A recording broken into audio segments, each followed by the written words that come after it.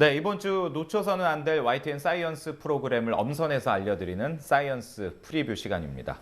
오늘은 일상생활 속 숨겨진 수학 이야기를 알아보는 수학으로 푸는 세상의 비밀과 또 저자와 함께 과학 정보를 알아보는 과학 책을 만나다.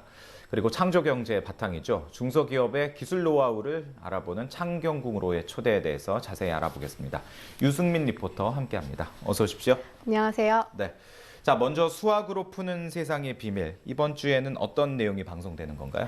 네, 이번 주는 기적이 일어날 확률에 대해서 알아봅니다. 네, 로또 1등에 당첨될 확률 계산해보면 814만 5,060분의 1이 나옵니다.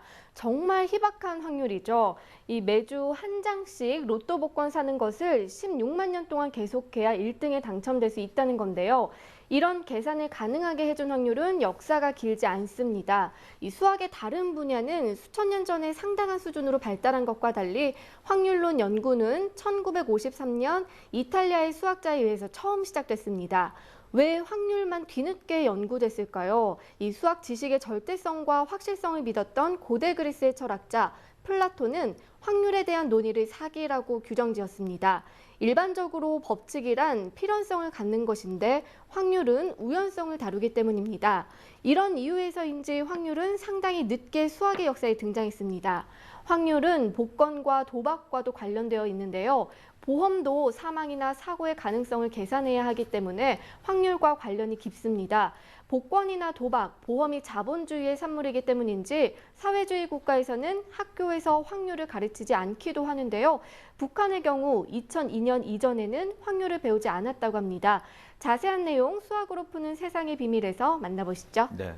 사실 학창 시절에 그 수학에 나오는 확률 굉장히 어려워서 잘 못했는데 현대인들의 생활 곳곳에 이 확률이 적용되는 것 같습니다. 네. 수학으로 푸는 세상의 비밀, 확률편 많이 기대를 해봐야 될 것 같습니다. 네.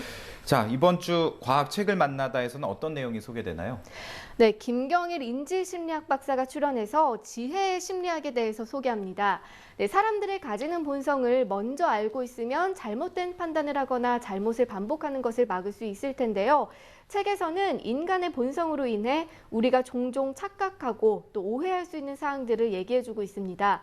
사람들은 한 가지 작업에서 다른 작업으로 왔다 갔다 하면서 동시에 여러 가지 일을 하는 경우가 있는데요. 동시에 여러 가지 일을 하게 되면 분명 일이 빨리 진행될 거라고 생각하지만 실제로는 그렇지 않다고 합니다.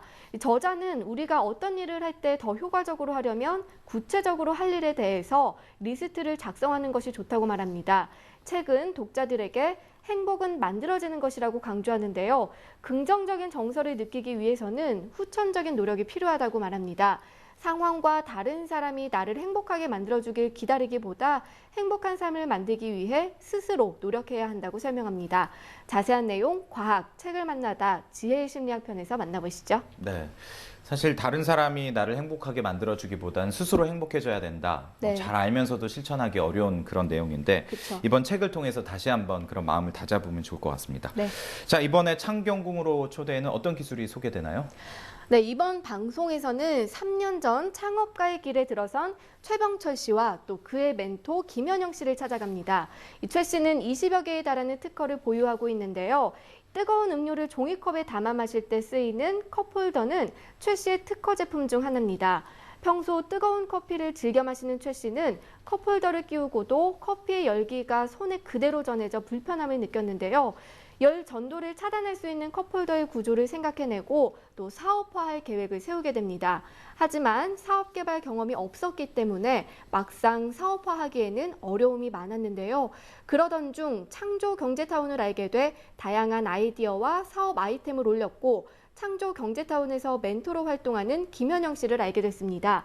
사업 투자와 컨설팅 분야의 일을 하는 김현영 씨는 최 씨를 직접 만나 사업 경험과 노하우를 전해주게 됩니다. 네, 사실 커피 마실 때 이 잡는 게 뜨겁다라는 생각은 많은 분들이 하시는데 네. 이 생각을 그 기술까지 연장시켜서 사업화하는 건 그렇게 많지 않은 것 같습니다. 네. 자, 창경궁으로 초대해서도 이 유익한 정보 많이 들을 수 있을 것 같네요. 오늘 소식 고맙습니다. 네, 고맙습니다. 네, 유승민 리포터였습니다.